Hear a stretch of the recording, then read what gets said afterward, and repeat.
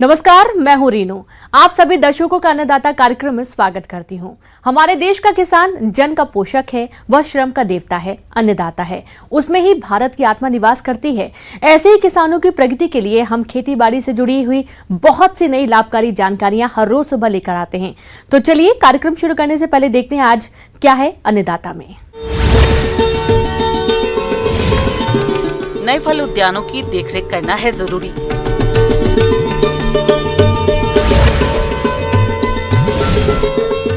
मूली की खेती करके किसान कमा सकते हैं अच्छा मुनाफा।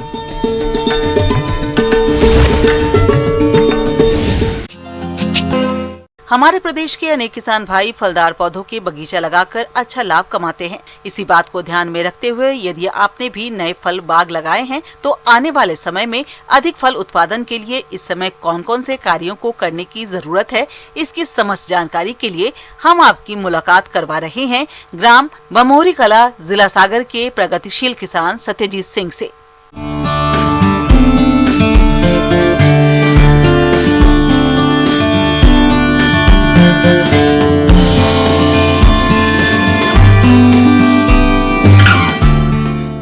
जहाँ पे आप ये प्लांटेशन देख रहे हैं पूरा, और क्योंकि ये बारिश का मौसम है, काफ़ी तेज़ बारिश हुई है और काफ़ी दिनों तक बारिश हुई है। ये जो आप पेड़ देख रहे हैं ये 2 साल से 2.5 साल उम्र के पेड़ हैं हमारे यहाँ, और विभिन्न प्रकार के विभिन्न किस्मों के पेड़ हैं। इसमें संतरा भी है, चीकू है, नींबू है, कीनू है, साथ में शहतूत है, अमरूद है, आम है, अनार है, और लगभग यहाँ पे 15 से 20 प्रकार के फलों के पेड़ हैं। करौंदा भी है। तो ऐसे समय में फलदार वृक्षों की सुरक्षा और उनका रखरखाव एक बहुत महत्वपूर्ण कार्य होता है, क्योंकि जो थाले होते हैं उनमें पानी भर जाता है और वो पानी फिर आगे पेड़ों की जड़ों को सड़ा देता है। तो इसीलिए बारिश के मौसम में हमको बहुत ध्यान रखना पड़ता है कि जल निकासी की एक पर्याप्त व्यवस्था हो और थालों में से हम पानी की निकासी देखते रहें और पानी की निकासी करते रहें। नए लगाए गए पौधों में पानी की अधिकता और कमी दोनों ही नुकसान करते हैं, अतः जरूरत के हिसाब से पानी देना चाहिए। पानी की जरूरत भूमि के प्रकार और मौसम के ऊपर निर्भर रहता है। पहली सिंचाई यदि वर्षा न हो तो पौधे लगाने के तुरंत बाद की जानी चाहिए। इसके बाद जरूरत के हिसाब से सिंचाई करते रहें। और साथ में क्योंकि बाढ़ बहुत तेज़ी से होती है और उसका तना पतला होता है, तो हमको उसको सहारा भी देना पड़ता है हमारे पेड़ों के लिए। पौधों को सहारा देना, नए लगाए गए पौधों को बांस या लकड़ी लगाकर सहारा देना चाहिए, जिससे वह तेज हवा से टूटे नहीं। कलमी पौधों में इस तरह की सुरक्षा की अधिक जरूरत होती है। इसके रखरखाव के लिए एक तो जब चारों तरफ हमारे घास उगाती है थालों के, तो जो हम पोषक तत्व हमारे पेड़ों के लिए डालते हैं वो पोषक तत्व घास फूस ले जाते हैं। थाले को साफ करके जो हमारा अधिकतम पोषक तत्व जो हम गोबर का खाद डालते हैं या जो हम फंजीसाइड डालते हैं, क्योंकि ऐसे समय फंगस बहुत लगता है बारिश के समय में, तो उसका असर हो और हमारा पेड़ तंदुरुस्त हो, अधिक से अधिक फल दे और अधिक से अधिक उत्पादन करे। उसके लिए ज़रूरी है कि हम इस समय रखरखाव करें, उसकी कटिंग करें हम प्रॉपर, उसकी जिसको हम प्रोनिंग बोलते हैं, प्रोनिंग हमारी प्रॉपर होनी चाहिए। जो अनावश्यक शाखाएं बढ़ गई हैं, जिन शाखाओं का कोई महत्व नहीं है, उन शाखाओं को काट दें, एक मुख्य शाखा बनाकर चलें। तो हम स्केटियर के माध्यम से जो कटाई करते हैं उसको तिरछा काटना चाहिए, हमको सीधा नहीं काटना चाहिए। अगर हम सीधा काट देंगे तो उसकी ओर पानी का ठहराव हो जाएगा, तिरछा काटेंगे तो पानी उस पर रुक नहीं पाएगा। हमको इसमें कॉपर ऑक्सीक्लोराइड का घोल 3 ग्राम प्रति लीटर के हिसाब से स्प्रे भी कर देना चाहिए, जिससे कि जहाँ से हमने कटाई करी है वहाँ से कोई रोग उस पौधे में प्रवेश नहीं कर पाए। तब कहीं जाके आने वाले समय में हमारा जो पौधा है वो एक अच्छे, सुंदर और मजबूत वृक्ष का रूप लेता है, जिसमें फलों की मात्रा भी अच्छी होती है। बारिश के दिनों में जो मुख्य समस्याएं आती हैं उनमें हमारे लिए छोटे जो कीड़े हैं वो पेड़ों को काफ़ी नुकसान करते हैं। बात करते हैं फल बागों में कीटों की, तो हापर कीट का प्रकोप इस समय होता है। यह कीट मुलायम पत्तियों का रस चूसकर हानि पहुंचाते हैं। इस कीट की रोकथाम के लिए डाइमेथेड 30 इसी दवा की 1.5 मिलीलीटर मात्रा प्रति लीटर पानी के हिसाब से घोलकर छिड़काव करें। नीम तेल का स्प्रे करते हैं और नीम ऑयल जो है उसको भी हम कोशिश करते हैं हम अपने घर पे ही बनाते हैं अपने संसाधनों से, और उसमें कभी कभी धतूरा और बेशरम की पत्तियों को भी मिला के उबालते हैं, और इसके बाद हम इसमें लगभग 5 से 7 लीटर नीम तेल में हमारा पूरा ये 4-5 एकड़ का जो खेत है ये पूरा हो जाता है। और इसके साथ जो रोग हैं, कुछ वायरल रोग भी आते हैं पौधों में ऐसे समय में, तो हम मैंकोजेब वगैरह इसमें डालते हैं, कार्बनडाजीन भी डाल देते हैं। सफेद चूड़ी रोग या पाउडरी मिल्ड्यू रोग, यदि मौसम बदलने वाला हो या बरसात हो रही हो तो यह रोग प्रायः देखने को मिलता है। इस रोग के प्रभाव से रोगग्रस्त भाग सफेद दिखाई देता है। इस रोग के लक्षण दिखाई देते ही पौधों पर 5% गंधक के घोल का छिड़काव करें। इसके अतिरिक्त 500 लीटर पानी में 250 ग्राम केराथेन घोलकर छिड़काव करने से भी रोग पर नियंत्रण पाया जा सकता है। और कोशिश करते हैं कि फंगल इन्फेक्शन नहीं हो, तो उसके लिए हम जो थाले हैं उसके चारों तरफ पाउडर डालते हैं, जिससे कि किसी तरीके के और दूसरी चींटी या और रोग उनके पास तक नहीं आ पाएँ। तो आप लोग अधिक से अधिक फल उत्पादन करें और समाज में एक ऐसा समन्वय बिठाएं कि हमारा समाज स्वस्थ रहे और आगे चल के मजबूत रहे। उसके लिए बहुत ज़रूरी है कि फलों का उत्पादन हो, अच्छे अच्छे फल हमारे समाज में आएँ और आपके फल उद्यानों के माध्यम से आपकी आर्थिक उन्नति भी हो। ब्रेक के बाद एक बार फिर से आप सभी दर्शकों का अन्नदाता में स्वागत है। किसान अभी मूली की खेती से बहुत ही कम समय में ज्यादा मुनाफा कमा सकते हैं। वैसे तो मूली ठंड के मौसम की फसल है और इसकी खेती मुख्य रूप से रबी के मौसम में की जाती है, लेकिन बाजार मांग को देखते हुए आप इसकी अगेती किस्मों की अभी खेती कर सकते हैं। तो चलिए मूली की खेती के बारे में विस्तार से जानते हैं कृषि वैज्ञानिक डॉक्टर सुधीर कुमार से।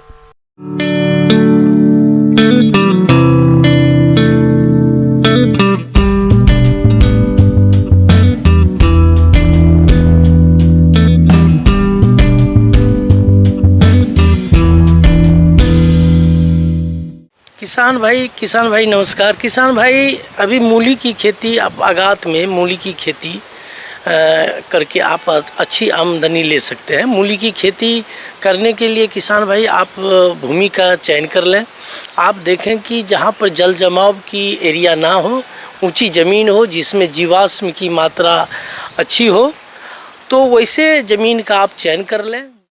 भूमि का चयन और तैयारी। मूली की खेती सभी प्रकार की भूमियों में की जा सकती है, लेकिन मूली का अच्छा उत्पादन प्राप्त करने के लिए रेतीली दोमट भूमि अधिक उपयुक्त रहती है।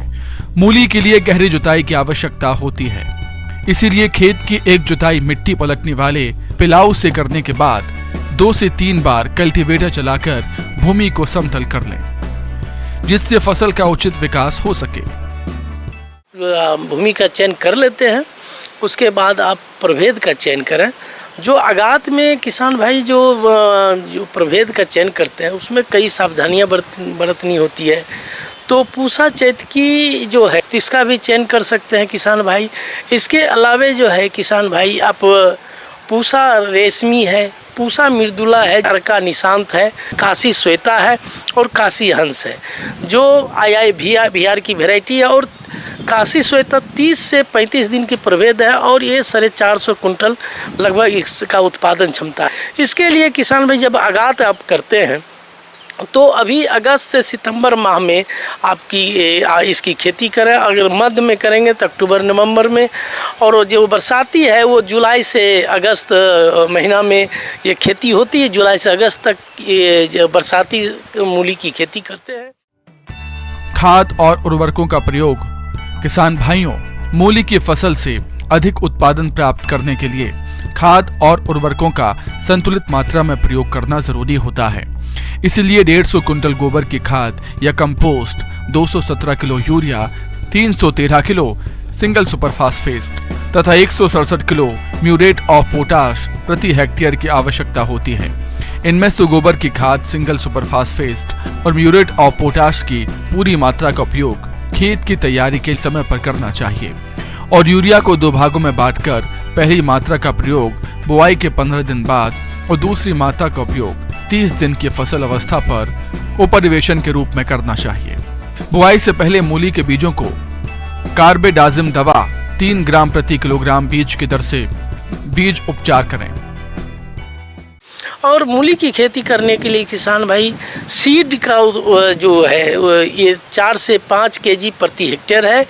और रो से रो अगर ये 25 सेंटीमीटर का दूरी 25 से 30 सेंटीमीटर है, उसी रो पर 10 सेंटीमीटर के दूरी पर अगर बीज की बुआई कर देंगे तो आपका उत्पादन क्षमता इससे भी बढ़िया मिलेगा।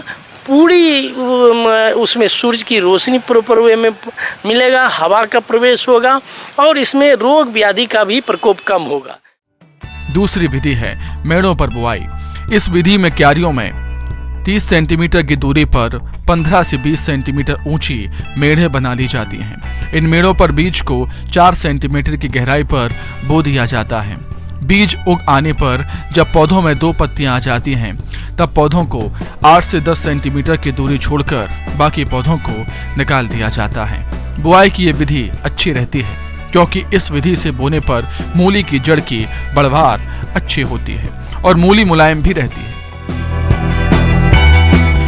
मूली की फसल में खरपतवार नियंत्रण। मूली की फसल को खरपतवारों से मुक्त रखने के लिए रासायनिक खरपतवार नाशक दवा पेंडिमीथेलिन 30 EC की 3 किलोग्राम मात्रा को 1000 लीटर पानी के हिसाब से घोलकर प्रति हेक्टेयर की दर से बुआई के 48 घंटे के अंदर प्रयोग करने पर शुरुआत के 30 से 40 दिनों तक खरपतवार नहीं उगते। इसके अलावा आप बुआई के 15 से 20 दिन बाद निराई गुड़ाई कर फसल को खरपतवारों से मुक्त रखें और मूली की फसल में मिट्टी चढ़ाने का कार्य भी करना चाहिए। मूली की जड़ें मेड़ से ऊपर दिखाई दे रही हों तो उन्हें मिट्टी से ढक दें, अन्यथा सूर्य के प्रकाश के संपर्क से वे हरी हो जाती हैं। मूली की फसल में सिंचाई प्रबंधन। बुआई के समय यदि भूमि में नमी की कमी रह गई हो तो बुआई के तुरंत बाद एक हल्की सिंचाई कर दें। मूली की अच्छी पैदावार देने के लिए फसल में पानी की अधिक जरूरत होती है, इसलिए आप फसल में 4 से 5 दिन के अंतराल पर सिंचाई जरूर करते रहें। मूली की जड़ें पूर्ण विकसित हो जाएं, तब कड़ी होने से पहले मुलायम अवस्था में ही खोद लेना चाहिए। मूली की पैदावार इसकी किस्में, खाद व उर्वरक और शस्य क्रियाओं पर निर्भर करती है।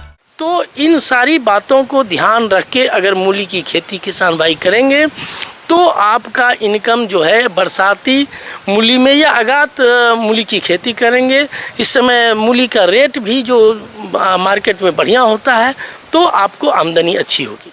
आगे और भी है खेती बाड़ी से जुड़ी बहुत सी रोचक जानकारियां। यहाँ रुकेंगे एक और छोटे से ब्रेक के लिए। ब्रेक के बाद एक बार फिर से आप सभी दर्शकों का अन्नदाता कार्यक्रम में स्वागत है। मौसम विभाग की रिपोर्ट पर साप्ताहिक कृषि सलाह इस प्रकार है। ग्रामीण कृषि मौसम सेवा, भारत मौसम विज्ञान विभाग, राजमाता विजयाराजे सिंधिया कृषि विश्वविद्यालय ग्वालियर द्वारा भेजे गए मौसम पूर्वानुमान रिपोर्ट के आधार पर आगामी दिनों में मध्यम से घने बादल छाए रहने और वर्षा होने का अनुमान है। अधिकतम तापमान 34 से 35 डिग्री सेल्सियस और न्यूनतम तापमान 25 डिग्री सेल्सियस रहने का अनुमान है। अधिकतम सापेक्षिक आर्द्रता 57 से 65 और न्यूनतम आर्द्रता 60 से 64% रहने और हवा लगभग 6.4 से 13.4 किलोमीटर प्रति घंटा की औसत गति से मुख्यतः पश्चिम दक्षिण व पश्चिम उत्तर से बहने का अनुमान है। ऐसे में इन क्षेत्रों के किसान भाइयों को सलाह दी जाती है कि इस समय खाली पड़े खेतों की बतर आने पर जुताई करें, जिससे खरपतवार न होने पाए व रबी फसलों की बुआई के लिए खेत तैयार रहे।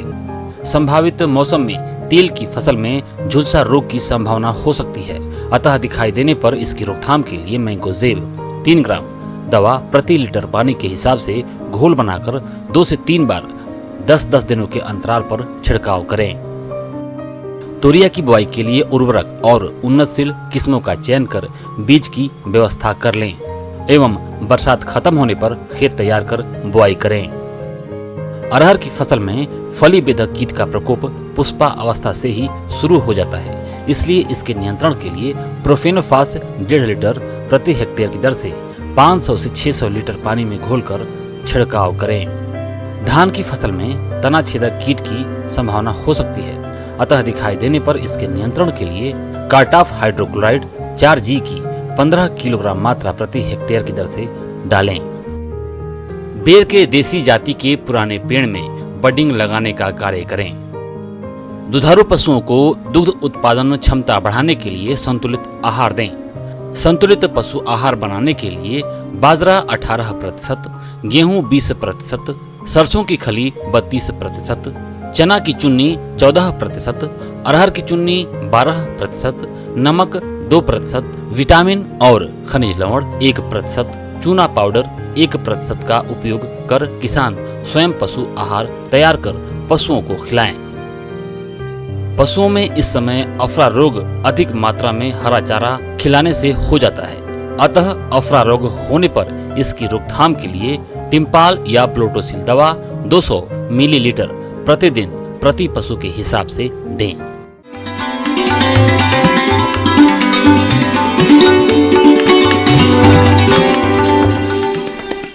आइए जानते हैं अन्नदाता निःशुल्क फोन के माध्यम से पूछे गए समस्याओं का समाधान। अन्नदाता निःशुल्क फोन संपर्क सेवा के माध्यम से पूछे गए प्रश्नों में से आज हमने जिस प्रश्न को कार्यक्रम में शामिल किया है उसे पूछा है ग्राम गोंदियाल, जिला सिवनी के कृषक संजू जाट ने। ये अंडे वाली मुर्गियों के संतुलित आहार प्रबंधन के बारे में जानकारी चाहते हैं। तो संजू जाट जी, आपकी जानकारी के लिए प्रस्तुत है कार्यक्रम का ये अंश। नमस्कार किसान भाइयों, अभी बरसात का सीज़न चल रहा है, इसके बाद में फिर सर्दियों का सीज़न प्रारंभ हुआ। इसमें अंडों की बहुत महत्ता है और अंडा देने वाली मुर्गी को हम लेयर के रूप में जानते हैं और अंडा उत्पादन का सीधा सीधा संबंध उनके दाने से है। किस प्रकार से हम उनको अच्छे से अच्छा संतुलित आहार दें जिससे कि मुर्गियों का अंडा उत्पादन क्षमता उच्च बनी रहे, उनका स्वास्थ्य भी प्रभावित नहीं हो और लंबे समय तक उच्च मात्रा में वो अंडे देती रहें। मुर्गी पालकों को चूजों से लेकर अंडा उत्पादन तक की अवस्थाओं पर विशेष ध्यान देना चाहिए। यदि आप थोड़ी सी भी लापरवाही करते हैं तो अंडा उत्पादन में भारी गिरावट आ सकती है, जबकि मुर्गी पालन में 70% खर्चा आहार प्रबंधन पर ही आता है। इसलिए आहार प्रबंधन पर अधिक ध्यान देने की जरूरत होती है। चूजों को पहली खुराक अंडे से निकलने के 48 घंटे बाद दी जाती है। अंडा देने वाली मुर्गियों का आहार 3 अवस्थाओं में दिया जाता है, जिसमें पहला चिक राशन यह 1 सप्ताह से लेकर 8 सप्ताह तक की मुर्गियों को दिया जाता है। इसमें प्रोटीन की मात्रा 22 से 24%, ऊर्जा 2700 से 2800 कैलोरी प्रति किलोग्राम और कैल्शियम 1% होनी चाहिए। दूसरा ग्रोवर या वर्धक राशन, यह 8 सप्ताह से लेकर 20 सप्ताह तक दिया जाता है। इसमें प्रोटीन की मात्रा 18 से 20%, ऊर्जा की मात्रा 2600 से 2700 कैलोरी प्रति किलोग्राम और कैल्शियम 1% रखा जाता है। तीसरा और आखिरी लेयर राशन, यह 20 सप्ताह से ऊपर की मुर्गियों को दिया जाता है। इसमें प्रोटीन की मात्रा 16 से 18%, ऊर्जा 2400 से 2600 कैलोरी प्रति किलोग्राम और कैल्शियम 3 से 3.5% होनी चाहिए। आपके क्षेत्र में उपलब्ध जो आहार के घटक हैं उनके आधार पर अगर बात करें तो सामान्यतः अंडा देने वाली मुर्गी के दाने में पीली मक्का 100 किलो अगर दाने का हम निर्माण कर रहे हैं तो 50 से 60 किलो पीली मक्का, 15 से 20 किलो इसमें खली होना चाहिए, जिसमें सोयाबीन की खली सबसे अच्छी मानी जाती है। आप मूंगफली की खली का भी इस्तेमाल कर सकते हैं या आधी मात्रा में सोयाबीन और मूंगफली दोनों खलियों को ले सकते हैं। इसके बाद में इसमें चावल की छोटी कनकी या एक राइस पॉलिश होता है जो चावल मिल में इसका पाउडर निकलता है, वो भी आप डाल सकते हैं 15 से 20%। इसके साथ साथ में आपको मुर्गियों के दाने में खनिज तत्वों की मात्रा डालनी पड़ेगी। इनके लिए अंडा उत्पादन के लिए ट्रेस मिनरल्स करके आते हैं, वो आपको 2 किलो आपको डालना पड़ेगा 100 किलो दाने में और 1 किलो नमक। इसके साथ साथ में आपको 2-3 और विशेष दवाइयाँ जो मैं आपको बताने जा रहा हूँ, तो उसमें एक कोक्सीडियो स्टेट नामक एक दवाई है जिसको बाजार में कई ब्रांड नेम से आती है, जिसमें डाइक्लाज्यूरिल बहुत अच्छा नाम है CMP1। तो ये केवल 100 किलो दाने में 100 ग्राम पड़ेगी केवल। दूसरा, बरसात के समय भी और भी समय कई बार इनमें फंगस लगते हैं दाने में, तो उसके लिए डिटॉक्सिकेंट आते हैं, वो भी करीब 100 किलो दाने में 100 ग्राम पड़ता है। और UTTP करके एक आता है, बड़ा अच्छा डिटॉक्सिकेंट है, इसको भी आप 100 किलो दाने में 100 ग्राम डालेंगे और 10 रुपये की करीब इसकी कीमत पड़ेगी। ये 4 चीज़ों का अगर आप इस्तेमाल कर रहे हैं तो आपका दाना संपूर्ण बन जाता है। जो बाजार में उपलब्ध दाना जिसकी कीमत करीब 40 रुपये किलो है, उससे कहीं कमतर नहीं बैठेगा और आपका उत्पादन भी प्रभावित नहीं होगा। और आप इसको अगर बनाएंगे तो आपको इसकी कीमत 32 से 34 रुपये किलो पड़ेगी, मतलब आपको 6 से 8 रुपये प्रति किलो का फायदा निश्चित रूप से होगा और यही आपके पूरे उत्पादन के फायदे के रूप में आपको परिलक्षित भी होगा। मुर्गी पालक भाइयों, इस तरह आप आहार का मिश्रण स्वयं घर में तैयार कर सकते हैं। अब बात करते हैं कि आप अपनी मुर्गियों को दाना मिश्रण कितनी मात्रा में खिलाएं जिससे आपको अधिक अंडे का उत्पादन मिल सके।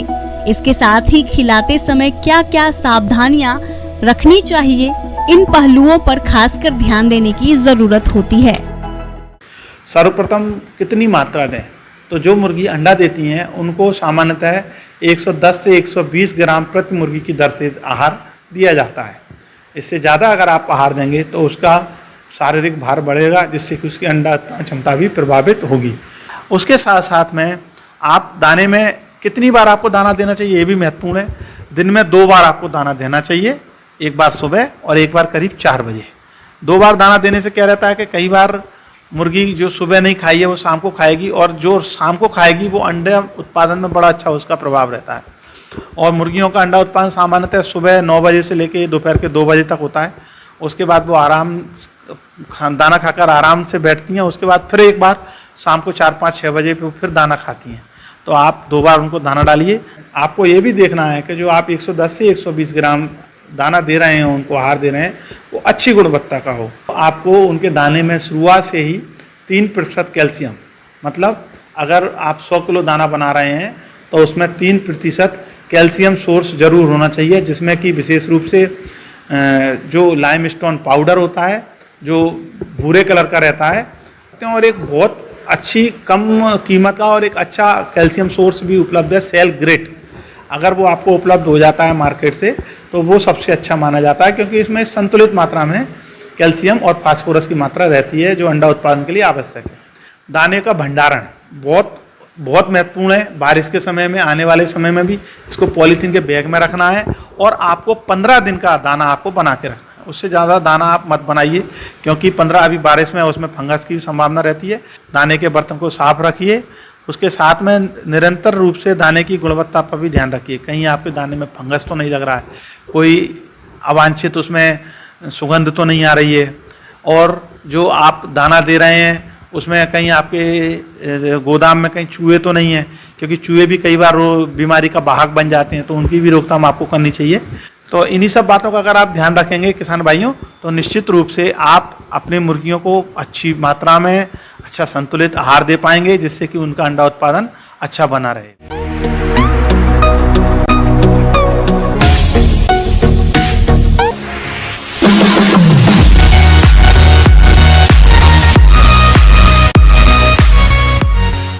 एक नजर डालते हैं राज्य के कुछ मंडियों के प्रमुख फसलों के बाजार भाव पर।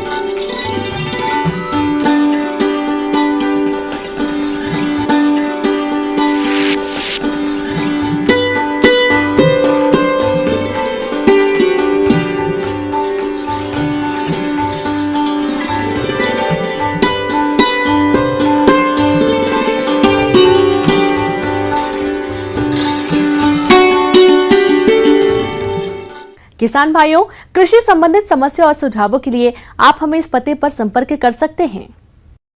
प्रोड्यूसर अन्नदाता news 18 Madhya Pradesh Chhattisgarh, Ramoji film city Hyderabad 501512। साथ ही आप हमें ईमेल भी कर सकते हैं। हमारा ईमेल है p18annadatamp@nw18.com। इसके अतिरिक्त आप हमें निःशुल्क हेल्पलाइन नंबर 1800889216 पर सोमवार से शनिवार सुबह 10 बजे से शाम 4 बजे के बीच संपर्क कर सकते हैं। अब समय हो रहा है आपसे विदा लेने का। कल फिर मुलाकात होगी कृषि से जुड़ी महत्वपूर्ण जानकारियों के साथ। नमस्कार।